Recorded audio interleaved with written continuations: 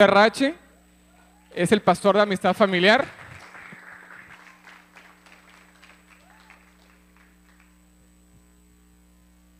¿Qué tal, jóvenes? Buenas, ¿cómo están? Buenas noches. Ahora les voy a hablar de un tema muy suavecito, así. ¿Qué dice la Biblia acerca de la condenación eterna? ¿Está bien? Yo nomás les voy a decir lo que dice la Biblia, no se preocupen, ¿no? Pero vamos primero a hacer una oración. Padre, yo quiero poner, por eso nos sacaron a los adolescentes, porque se iban a asustar, ¿no? Pero ustedes no, ya ustedes son hombres y mujeres ya de criterio formado, ¿no? Bueno, vamos a orar. Padre, yo quiero poner delante de tu presencia a cada joven que se encuentra aquí en esta noche, Señor, y que ha venido, Señor, porque quiere saber algo más de ti, Señor. A lo mejor alguno traía otra intención, Señor, pero háblanos tú a través de tu Espíritu Santo para que tu palabra pueda caer en buena tierra y pueda producir el fruto que tú esperas de ella en nuestras vidas, acercándonos más a tu Hijo Jesús para conocerlo de una manera más personal, si es que realmente queremos pasar la eternidad en tu presencia. Gracias porque tú eres bueno y quieres lo mejor para nuestras vidas. Yo alabo y bendigo tu nombre y te pido lo mejor para cada uno de estos jóvenes y de sus familias en el nombre de Cristo Jesús. Amén. Bien, pues vamos a ir viendo lo que dice la Biblia. Fíjese, el ser humano, el hombre piensa que 70 años de pecar, porque la Biblia dice que 70 años es la vida del hombre, 80 los más robustos, aunque también como en el fútbol hay tiempo extra y tiempo de compensación. Teóricamente uno podría llegar hasta los 120 años, ¿no? Pero un ser humano piensa que 70 años de pecar no justifican una eternidad en el infierno, dice como que no se ve parejo. Esto nos parece, no nos parece lógico, nos parece ilógico. En el mundo, un tiempo de cárcel proporcional a la falta nos parece un pago adecuado por un crimen cometido. Sin embargo, fíjense, el reino de Dios no funciona así. Nuestro problema es que no tiene nada que ver con el tiempo, sino con nuestra relación con Dios a través de Jesucristo. Fíjense, ¿qué dice en Juan 1:12? Mas a todos los que le recibieron, a los que recibieron a Jesús, a los que creen en su nombre, les dio potestad o el derecho de ser hechos hijos de Dios. O sea, la Biblia dice que no todos somos hijos de Dios, solo el que recibe a Cristo en su corazón, ¿no? Y quiero hablar un poco acerca del pecado y del castigo. Esto es lo que dice la Biblia, ¿eh? La eternidad jamás podría perdonar un pecado. Fíjense, si pudiéramos cumplir nuestro tiempo y pagar por nuestros pecados, sería como decir: Dios, yo pagué el precio y ahora estoy justificado para estar en tu presencia. Pero fíjense, el ser humano siempre será pecador y jamás podrá ser justificado por su propia cuenta, por lo que él puede hacer por sí mismo. ¿Qué dice en Job 15:16? Dice, y ni siquiera considera, fíjense, para Dios, ni siquiera considera puros a los cielos, habla de los ángeles también, cuanto menos confiará en el hombre que es vil, corrupto y tiene sed del mal. Y es que si es el corazón del ser humano, quiere el mal, quiere hacer lo que a él le da la gana. Quisiéramos que el Padre nuestro dijera que se haga mi voluntad aquí en la tierra, así como la tuya se hace en el cielo, pero no dice así. Fíjense, las consecuencias de nuestros pecados son eternas. A lo mejor esto no lo habíamos pensado. Así que requirieron que un Dios eterno pagara por ellas. Y si desde el punto de vista de Dios la enormidad del pecado se determina por la grandeza de aquel contra quien se comete, que es contra Dios, entonces la culpa del pecado es infinita también. A lo mejor no se habían puesto a pensar en esto, pero esto es lo que enseña la Escritura, ¿no? ¿Qué dice en Hebreos 10:27? Solo queda una terrible expectativa de juicio, si uno no le pide perdón al Señor, el fuego ardiente que ha de devorar a los enemigos de Dios. Dice, hay dos maneras por las cuales Dios castiga el pecado. Dos maneras. Una, por el sacrificio de su Hijo, dijo Jesús, fíjense, cuya sangre satisface completamente su justicia. Por eso es que Él tuvo que morir en la cruz, para que nosotros quedáramos limpios delante de Dios. Y la otra es por el fuego del infierno, fíjense, que nunca satisface completamente su justicia, por lo cual el infierno es eterno. Dice, aquí ven ustedes, por decir algo, entre la tierra y el cielo, está la cruz, y la única manera de pasar de un lugar al otro es a través de la cruz, ¿verdad? Lo está simbolizando esa pintura, ¿no? Entonces, el fuego del infierno, que nunca satisface la justicia, por eso el infierno es eterno. Ahora, ¿qué dice el Salmo 1, verso 5? Por tanto, no se levantarán los malos en el juicio, ni los pecadores en la congregación de los justos. Dice, además, si finalmente el ser humano fuera liberado del infierno y llevado al cielo, su naturaleza pecaminosa seguiría estando presente. No se sentiría a gusto en el cielo. Querría más cosas de lo que hay ahí, emociones más fuertes, aunque en el cielo va a ser todo tremendo, tremendo. Y quisiera hacer su voluntad. Ese fue el problema de Satanás. Por sobre todas las cosas, el ser humano quiere hacer su voluntad. Y entre los ángeles, el ángel más bello de todos era Luzbel, y se sintió superior a los demás y dijo, pues solo Dios es superior a mí, yo quiero ser como Dios.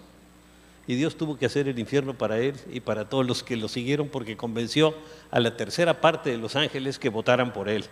Estaba en elecciones. Fíjese, si el hombre estuviera en el cielo, estando presente, no buscaría a Dios si no es una gente convertida. No buscaría a Dios por su libre voluntad, sino solo para escapar del sufrimiento del infierno. Estaría ahí solo por escaparse de los sufrimientos. Él profanaría el cielo con su pecaminosidad inherente que está dentro de él. Por eso dice en Apocalipsis 21, 27, no entrará en ella ninguna cosa inmunda o que hace abominación y mentira. Así que vamos a hablar de la necesidad de creer. Muchos creen que si no son muy malos se van a salvar. Bueno, es que comparado con Hitler o con alguien así tremendo, con Trump, ¿no? Soy un santo, ¿no? Ahora que está de moda el Trump. Soy un santo. Sin embargo, la Biblia enseña, fíjense, que todos estamos camino al infierno hasta que elegimos tomar la única opción que Dios da. O sea, el único salvavidas es entregar nuestra vida a Cristo, si no, vamos directo allá. Un día alguien le preguntó a un evangelista muy famoso, Billy Graham, ¿qué tengo que hacer para ir al infierno? No haga nada y seguro va para allá. Ahora, ¿qué dice la Escritura? En Juan 3:18, el que cree en Él no es condenado, pero el que no cree ya está condenado por no haber creído en el nombre del Hijo unigénito de Dios, el único que lo podía salvar. Es como una persona que se cae de un barco en el océano y le avientan un salvavidas y no agarra el salvavidas, dice, no, yo me voy a salir de otra manera. Y no agarra el salvavidas y se ahoga, pues la culpa fue de él, porque se le enviaron los recursos. Así también, el recurso ya está, es Cristo, pero el que no cree en Él es condenado. Todo el que cree en Él no es condenado, pero el que no cree ya ha sido condenado por no haber creído en el único que lo podía salvar, ¿no? Ahora, muchos viven sin interesarse en Dios.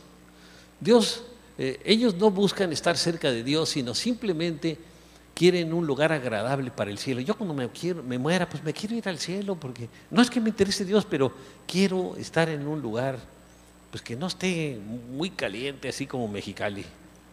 Imagínense, aquí se pone en el verano 50 grados, 56, 60, la sensación térmica más alta, pero en el infierno, fíjense, pues han de ser como unos 100 millones de grados, ¿no? Y además lo están quemando, pero no lo destruyen. Qué tremendo, ¿no?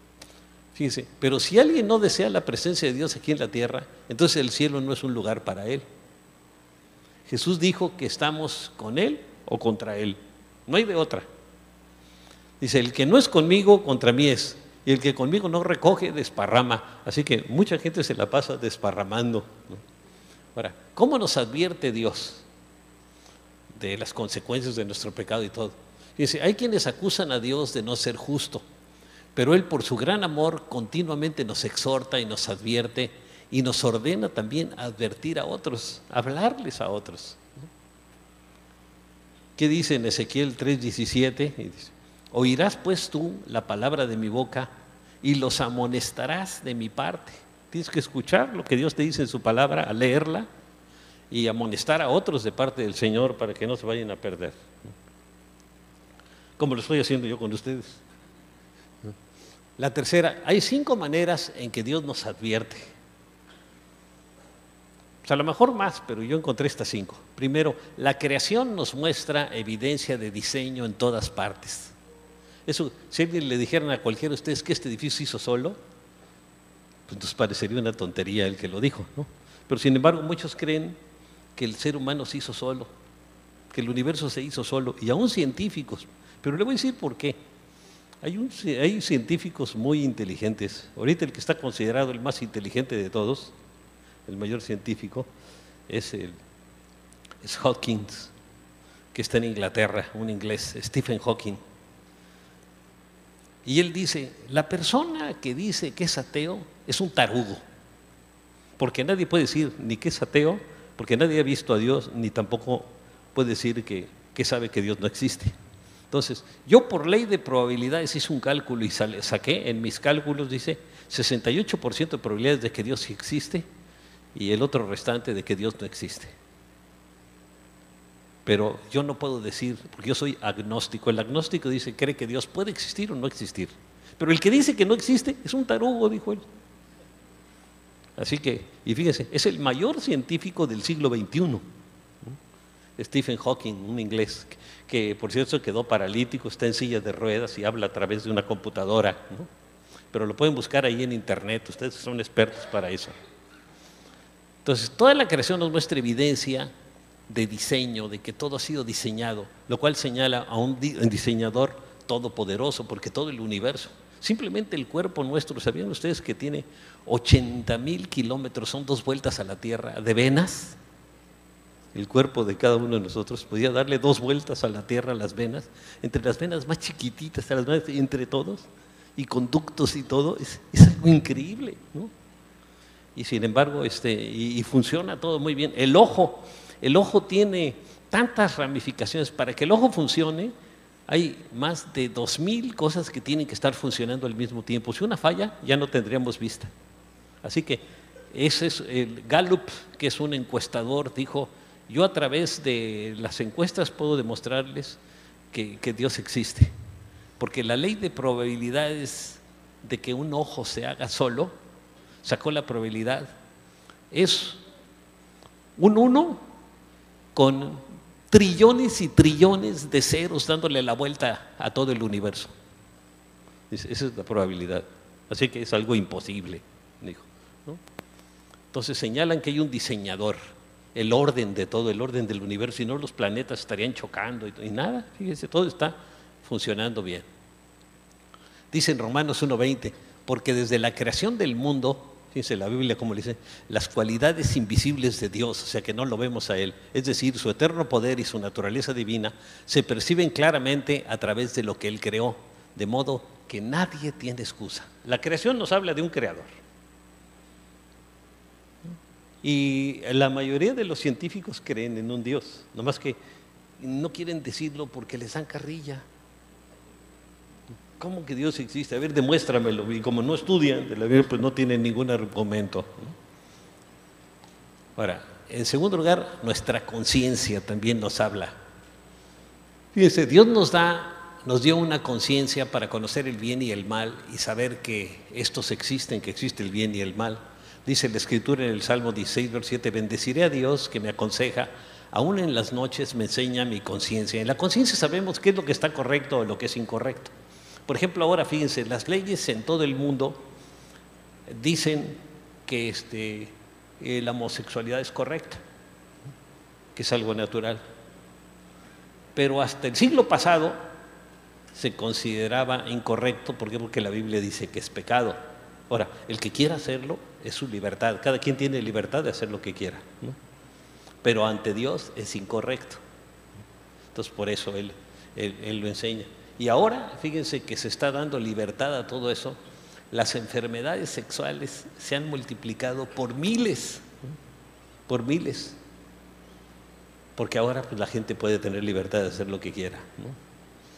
Y los embarazos de jovencitas, nuestro país tiene el primer lugar en embarazos de adolescentes en el mundo, imagínense, ¿no?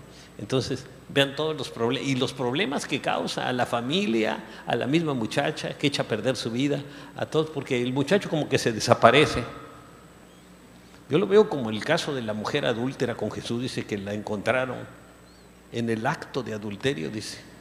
Dice, bueno, nada más la agarraron a ella, ¿y él dónde andaba? Ese fue el primer campeón de los 100 metros planos, ¿no?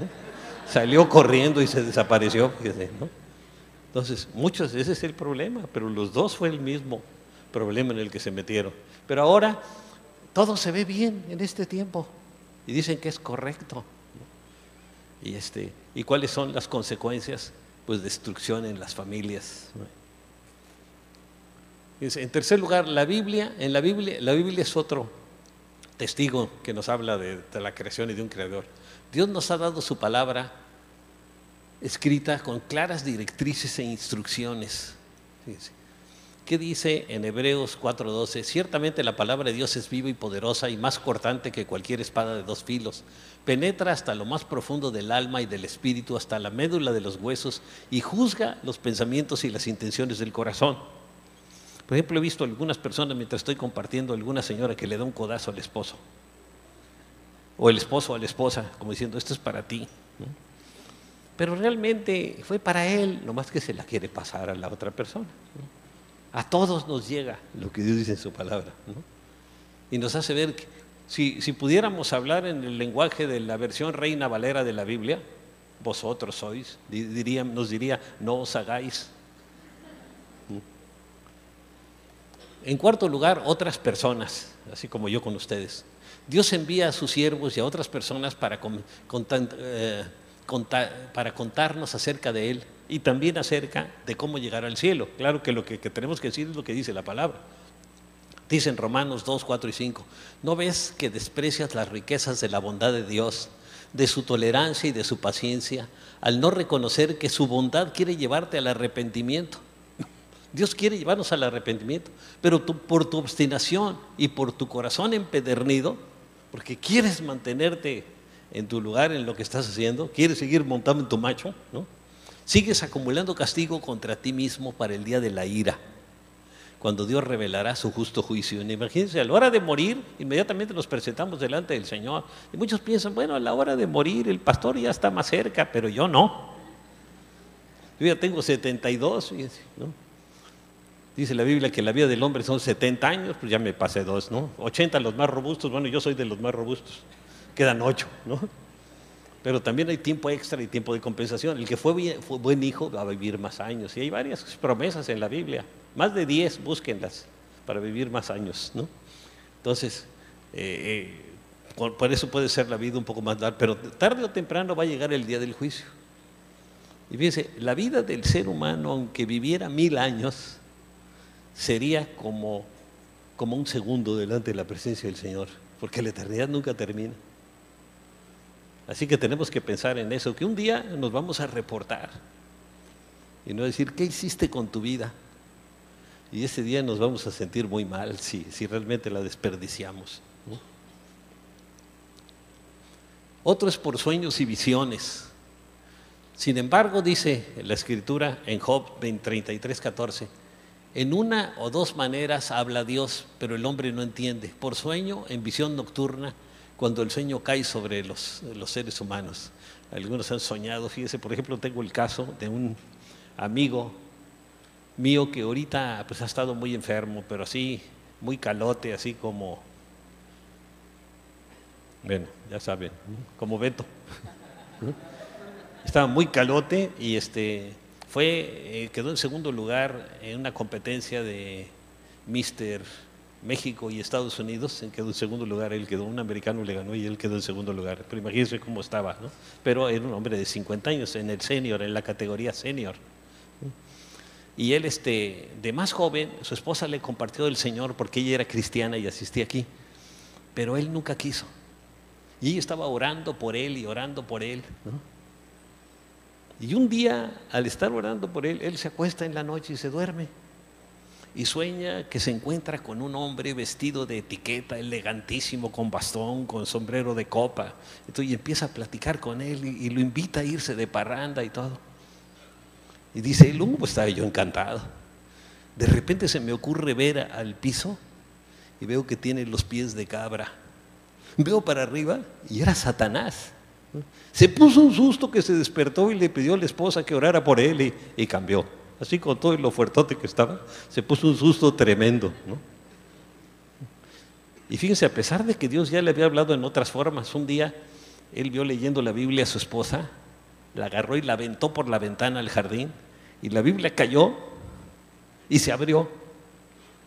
Y él fue a recogerla para tirarla a la basura, y el versículo en el que cayó dice, de tal manera que estaba iluminado por la luz, un rayo de luz de la luna, dice, porque de tal manera amó Dios al mundo que dio a su Hijo unigénito, Juan 3:16, para que todo aquel que en él cree no se pierda, mas tenga vida eterna. Eso le impactó mucho, pero no se convirtió hasta que se le apareció el diablo en el sueño, ¿no?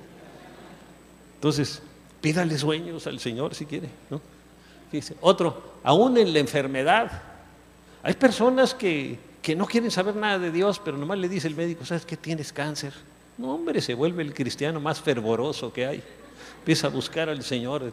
Y en el lecho de muerte, cuando ya se va a morir la persona, fíjese, Dios nos da a cada uno advertencias, porque lo más importante es que la persona se salve. Yo he orado por familiares míos, le digo, Señor, pues si tienen que llegar hasta lo último para que se conviertan a ti, pues llega hasta lo último. Fíjese, en Job 33:16 al 20 dice, Él nos habla al oído y nos aterra con sus advertencias para apartarnos de hacer lo malo y alejarnos de la soberbia. La soberbia es enfrentarse a Dios, para librarnos de caer en el sepulcro y de cruzar el umbral de la muerte, o sea, de morirse, y a veces nos castiga con el lecho del dolor, con distintas enfermedades, con frecuentes dolencias en los huesos. Nuestro ser encuentra repugnante la comida, ni siquiera sabe bien la comida cuando uno está enfermo. El mejor manjar nos parece aborrecible, ¿no? Otra es el temor y nuestra idea de la tolerancia, fíjense, nos impiden testificarle a otros, hablarles a otros de Cristo, porque nos da pena. ¿Y qué dirá? Dice, muchos cristianos no le hablan a otros por temor al rechazo o debido al actual concepto de tolerancia en nuestra sociedad, donde no hay absolutos y todo es relativo y aceptable. En el siglo pasado había absolutos, ahora ya no hay absolutos, hasta en las universidades se enseña, ¿no? Nada es de tal color o de tal color, todo depende del color del cristal con que lo mires, ¿no? Y como sea para ti. Y ahora hay una cosa, antes había verdades que eran verdades y ahora depende de que yo crea que sea verdad o no, y se respeta esa idea, y ahora las leyes y la ONU está también respetando esos conceptos. Sin embargo, a pesar de todo eso, la sociedad cada día es más intolerante contra Cristo. Hay una supertolerancia, pero ¿saben contra quiénes hay menos tolerancia? Contra el cristiano. Le empezamos a hablar a otra gente de Cristo, y todavía en nuestro país no está tan fuerte la situación esa, ni en toda Latinoamérica, pero en los Estados Unidos y en otros países de Europa está muy fuerte ya la intolerancia contra el cristiano. A los demás son tolerantes, y si el cristiano le habla a otra persona del Señor, la otra persona como que se molesta. Por ejemplo, ahora las marchas que hubo, hicieron una en México, la última de 400,000 a favor de la familia. Y una persona dijo, es que era contra los homosexuales. Digo, nunca fue contra homosexuales, era a favor de la familia tradicional, que sea el padre, la mamá y los hijos, punto, nada más. Los otros lo tomaron así, pero de eso no se trataba, ¿no? Pero sin embargo, pues a cada quien Dios le habla de acuerdo con lo que está haciendo, ¿no? Fíjese, el mundo no tiene motivos para aborrecerlos, mas a mí me aborrece, dice Jesús en Juan 7:7, ¿no? Y aborrece a cualquier cristiano, ¿no? Mucha gente lo hace, y cada vez va a haber una situación más fuerte de presión con respecto a esto, y va a haber un momento hasta que van a cerrar las congregaciones, ¿no? Y quitar la Biblia, como en varios países sucedió. En el comunismo lo hicieron, pero pues ahora el comunismo cayó y ya están abiertos otra vez, pero se va a volver a cerrar. Un siervo de Dios dijo, el Dios de la Biblia es demasiado santo y demasiado terrible para nosotros. Y como eso no lo queremos, o sea que un Dios tan terrible y santo, nos hemos presentado a un Dios con quienes estamos cómodos. Entonces la gente quiere un Dios que sea como un viejito, que todo lo aguante. Ándale, hijo, haz lo que te dé la gana, no te preocupes. Que andas en adulterio, no me importa, ¿no? En fornicación, no importa, ahí la llevas, ¿no? Hay otros peores que tú, ¿no? Y fíjense, y esas ideas están afectando mucho a la gente. La enseñanza de Jesús respecto al infierno, fíjense, no se propone dejarnos cómodos, Y la persona que más habla del infierno en la Biblia es Jesús. Mire, Jesús dice: no teman a los que matan al cuerpo, pero que no pueden matar el alma. Teman más bien al que puede destruir alma y cuerpo en el infierno. Fíjense, ahí está. Al morir la gente va cayendo hacia un lago de fuego, ¿no? Que va a ser algo terrible, ni siquiera nos lo imaginamos, nos lo imaginamos, es que ahí en el infierno, ahí con todas las artistas, y no, hombre, va a ser un pachangón tremendo, ¿no? Esa es la publicidad, como por ejemplo los partidos políticos cuando están haciendo oferta de sus partidos, pero ya que la gente entra se dan cuenta que no es lo que les prometieron, ¿no? Fíjense, la gente pregunta, ¿todas las religiones del mundo son iguales? Yo creo que ustedes han oído eso. Y fíjense, la mayoría de las religiones se basan en pensamientos filosóficos, excepto el judaísmo, el budismo, el islam y el cristianismo, que se fundamentan en personalidades. Y solo el cristianismo proclama la resurrección de su fundador, la resurrección de Cristo. El cristianismo, más que una religión, fíjense, es una relación de amor con Jesucristo, quien ha resuelto el problema del pecado al morir por nosotros en la cruz. Ahora fíjense, ¿qué dice en Romanos 5:8? Pero Dios demuestra su amor por nosotros en esto. Dice, así muestra su amor, que cuando todavía éramos pecadores, Cristo murió por nosotros. No porque ya hayamos sido malos, cuando todavía éramos buenos, sino cuando todavía estábamos siendo malos, Él murió por nosotros en la cruz. Y es increíble, Él es Dios, es el creador del universo. Ahora, el cristianismo se fundamenta en la Biblia, la palabra de Dios. Por medio de ella podemos conocer lo que Dios ha planeado para nuestra vida y cómo ha hecho provisión para nosotros para que pasemos la eternidad con Él. Eso todo viene en la palabra de Dios, en la Biblia. ¿Qué dice el Salmo 119, 105? Tu palabra es una lámpara a mis pies, es una luz en mi sendero, porque nos alumbra. Sobre todo ahora que hay tanta confusión, el que no lee la palabra y la cree, pues no sabe. Como dice la canción de José Alfredo Jiménez, ¿no? Yo no sé quién soy, ni de dónde vengo, ni para dónde voy. Así está la mayoría de la gente, hasta artistas y gentes que pudiera uno considerar inteligentes. Bertrand Russell, el mayor pensador del siglo XX, le preguntaron ¿cuál es el propósito del ser humano en la tierra? El ser humano no tiene ningún propósito, venimos de la nada y vamos a la nada. Imagínense, el mayor pensador como que no anima ese pensamiento, ¿verdad? Ni siquiera para leer nada de él. Fíjense, hay abrumadora evidencia a favor de la Biblia que ha sido probada por la historia, la arqueología, la ciencia, etcétera, etcétera. Fíjense, por ejemplo, yo la primera vez que fui a Israel, yo fui 7 veces, la primera vez que fui a Israel, nos dijeron al pasar por una zona que había mucha arena y como un poco desértica, dicen, aquí estaba la ciudad de Bet-Seán, que se menciona en la Biblia, ahí donde pusieron exhibidos los cuerpos de Saúl y de sus hijos en la rebelión que hubo de los judíos contra los filisteos, ¿no? En una guerra que hubo. Pero dice, pero no hay ninguna evidencia de eso, a lo mejor la Biblia nomás lo platica, nos dijo el guía. En el 2004, que es la última vez que fui a Israel, ya la habían encontrado y era de las ruinas más grandes de todo Israel. Bet-Seán, era una ciudad gigantesca que estaba enterrada ya en la arena, ¿no? Entonces la arqueología lo demuestra, la historia también, ¿no? La ciencia. Fíjense, nada que viene en la Biblia ha sido probado realmente de que es falso. Se dice, se discute, ¿sí? Pero no ha sido probado, ¿no? Fíjense, el doctor John W. Montgomery dijo, dudar de los textos del Nuevo Testamento es permitir que toda la autenticidad clásica se oscurezca, pues ningún documento antiguo está tan bien avalado bibliográficamente como el Nuevo Testamento. Hagan de cuenta, el Nuevo Testamento pues tiene 2000 años, poco más de 2000 años, ¿verdad? Pero hay tantas copias y todas son iguales que demuestran que es cierto. Cientos y cientos. Copias antiguas estoy hablando, de hace 2000 años. Ningún otro libro escrito en la antigüedad tiene tanto como la Biblia. Lo otro era los libros de los griegos, ¿no? la Odisea, la Ilíada y de eso, pero eran muy poquitos las copias que había comparado con la Biblia y con el Antiguo Testamento también, que lo escribían a mano los judíos. Hay muchísima evidencia, no hay ningún otro libro en la historia del mundo que tenga tantas copias y tantos originales como esos. Por ejemplo, en Qumran se hicieron un descubrimiento en unas cuevas de Qumran. Un pastor descubrió adentro de un jarroncito de algunos rollos y los analizaron, los rollos de Qumran, y venía escrito el libro de Isaías, que fue escrito, fíjese, desde el año, estamos hablando 700 antes de Cristo, ¿no? Y venía, y de muchos otros libros de la antigüedad ahí se encontraron, los tienen exhibidos ahorita en Israel, ¿no? Y ningún otro libro en el mundo tiene tanta evidencia como la Biblia. Además, el libro que más se ha impreso en todo el mundo y se ha editado es la Biblia también. Cada año rompe el récord mundial de impresiones y se vende por todos lados. Muchos la tienen aunque no la han leído. Espero que ustedes sí la han leído. ¿Qué dice el Salmo 119, verso 89? Tu palabra, Señor, es eterna y está firme en los cielos. Dice, el infierno es un lugar inimaginable.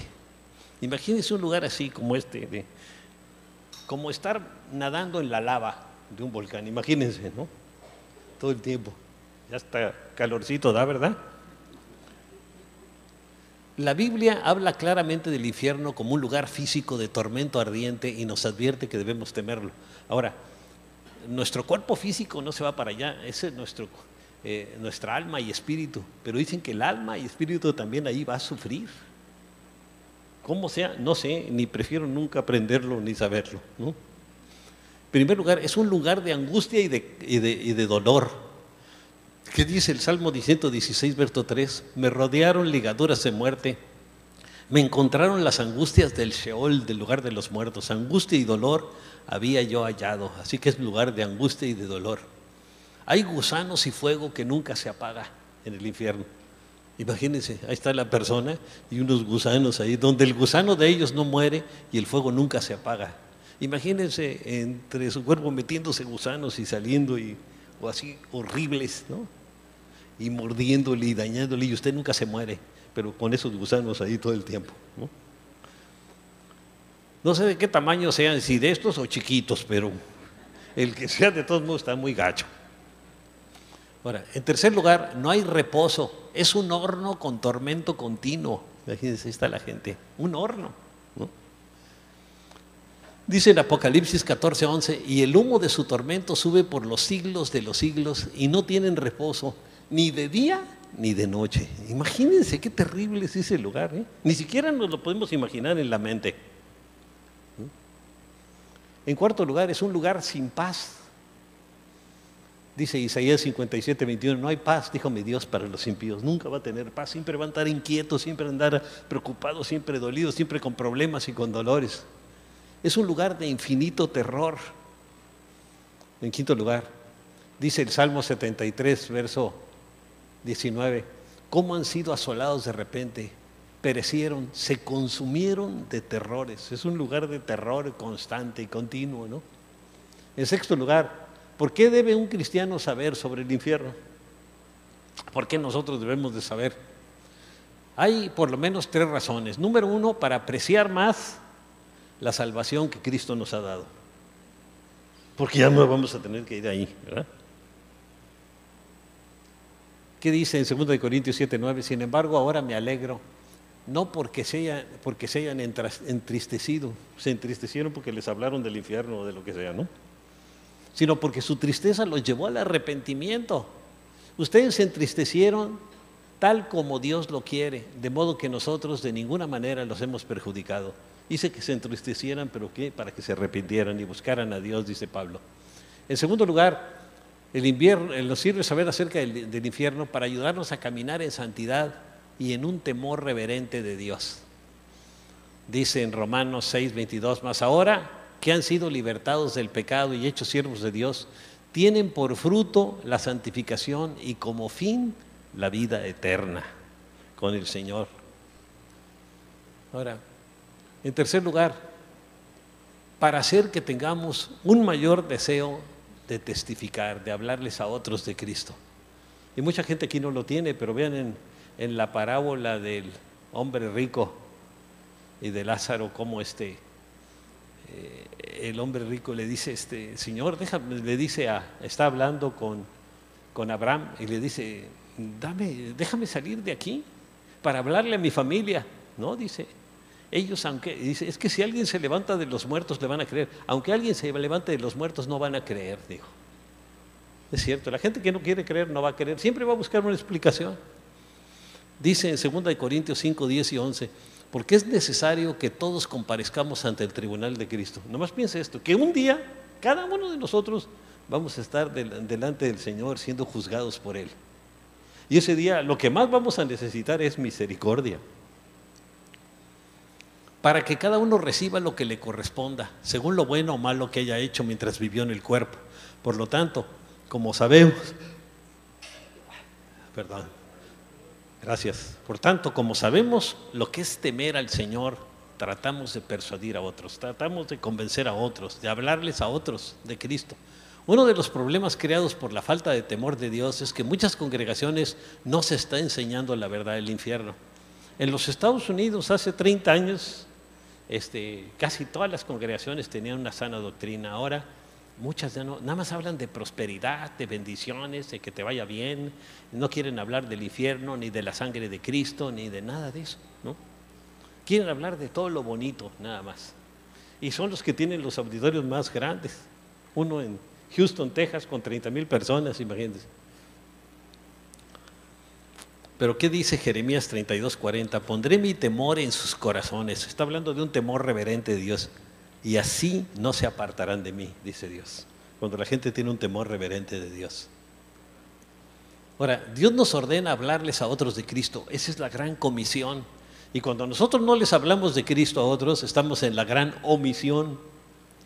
Dice en Colosenses 1:28, a este Cristo proclamamos, aconsejando y enseñando con toda sabiduría a todos los seres humanos para presentarlos a todos perfectos en Él.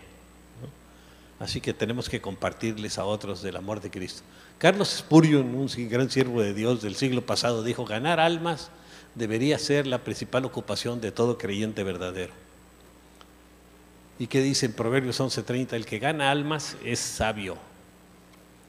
Juan Wesley, otro siervo de Dios de hace más tiempo, como 300 años, dijo, antes de predicar el amor, la misericordia y la gracia, debo predicar el pecado, la ley y el juicio.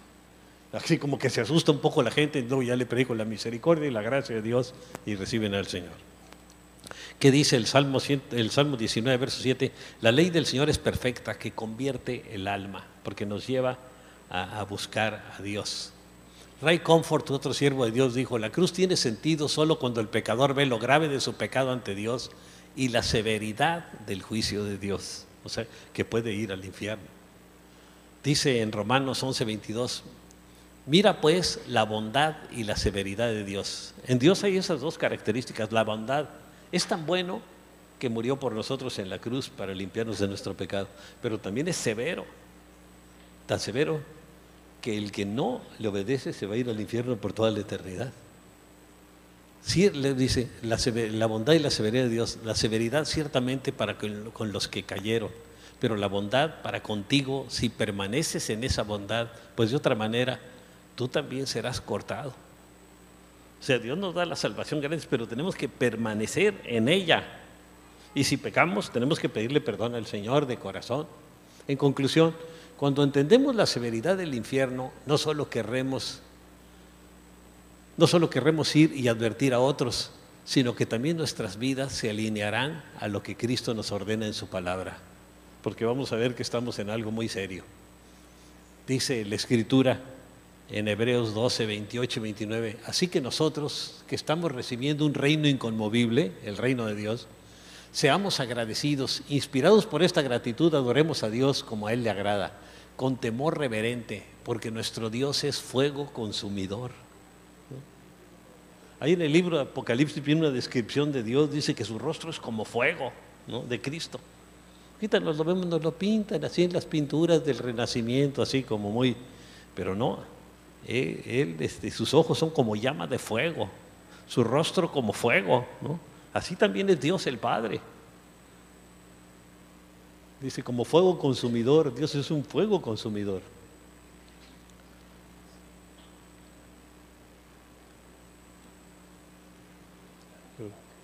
¿Está congelado o fue la última?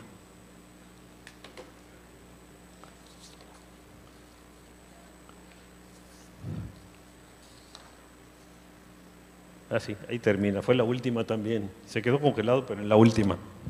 Bueno, vamos a hacer una oración. Padre, yo quiero poner delante de tu presencia a cada uno de estos jóvenes que escucharon esta enseñanza, Señor, que está fundamentada en tu palabra.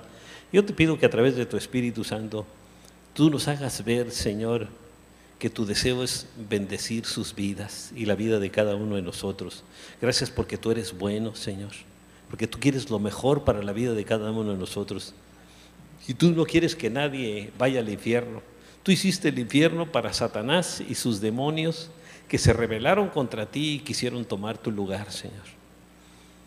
Pero, Señor, tú no quieres que nadie vaya ahí. Pero si alguna persona decide ir por ser desobediente a ti y a tu palabra, esa es una decisión personal que tú respetas, Señor. Tú nos has dado un libre albedrío y tú respetas la decisión que cada uno tome. Ayúdanos, Señor, a tomar la decisión correcta de caminar con tu Hijo Jesús cada día, de reconocer nuestra necesidad de ti, de buscarte con todo nuestro corazón, Señor, sabiendo que tú eres nuestro Creador, que nos amas y que quieres tener una vida de comunión cada día, Señor, con cada uno de nosotros. Si nosotros te buscamos, si nosotros nos comunicamos contigo a través de la oración, Señor, y te hablamos, Señor, y te decimos cómo nos sentimos, Señor. Tú quieres tener esa vida de comunión. Tú nos conoces y quieres que nosotros también te conozcamos leyendo tu palabra, pasando tiempo contigo a través de la oración. Ayúdanos, Señor, a tomar la decisión correcta, a estar caminando contigo cada día con todo nuestro corazón, alma y mente. Yo pongo ante ti a cada joven que aquí está. Y si hay alguno de ustedes que nunca ha tomado una decisión de entregarle su vida a Cristo, yo voy a hacer una oración. Yo no puedo hacer que usted se salve, pero puedo hacer una oración que si usted la hace de corazón, el Señor la va a escuchar y le va a dar la salvación. Le puede decir así, dígale: Señor Jesús, en este momento reconozco que he pecado contra ti y que te he ofendido. Límpiame de mi pecado, Señor. Perdóname por haberte ofendido y por haber ofendido a mi prójimo. Gracias, Señor, porque tú me amas. Gracias, Señor, porque moriste en la cruz para pagar por mis pecados, por amor a mí. Gracias por amarme de esa manera. Y en este momento, Señor, yo tomo la decisión de abrir la puerta de mi corazón para que tú entres y me llenes de tu presencia, de tu paz y de tu amor. Gracias, Señor, por entrar a mi corazón y llenarme de ti, Señor.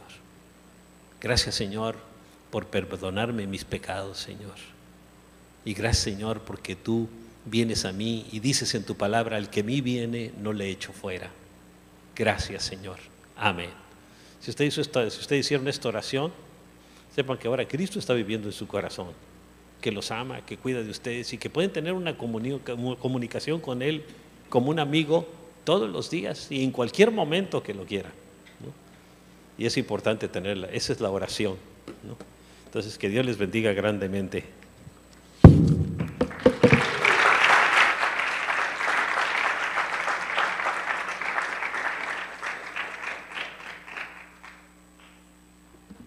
Chicos, pues nomás le pedí a mi pastor que nos dé una bendición ya para terminar y estamos despedidos, ¿eh?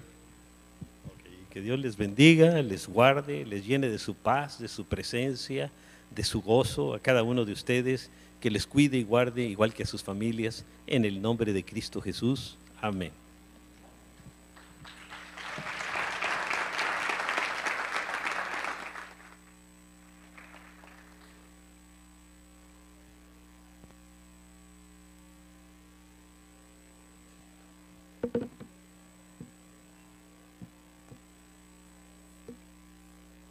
Pueda producir el fruto que tú esperas de ella en nuestras vidas, acercándonos más a tu Hijo Jesús para conocerlo de una manera más personal, si es que realmente queremos pasar la eternidad en tu presencia. Gracias porque tú eres bueno y quieres lo mejor para nuestras vidas.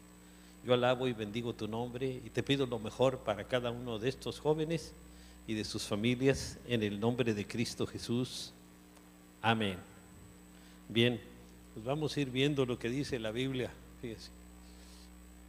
Fíjese, el ser humano, el hombre piensa que 70 años de pecar, porque la Biblia dice que 70 años es la vida del hombre, 80 los más robustos, aunque también como en el fútbol hay tiempo extra y tiempo de compensación. Teóricamente uno podría llegar hasta los 120 años, ¿no?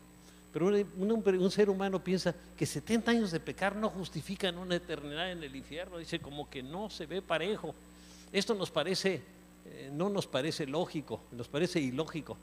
En el mundo, un tiempo de cárcel proporciona. Rache es el pastor de Amistad Familiar.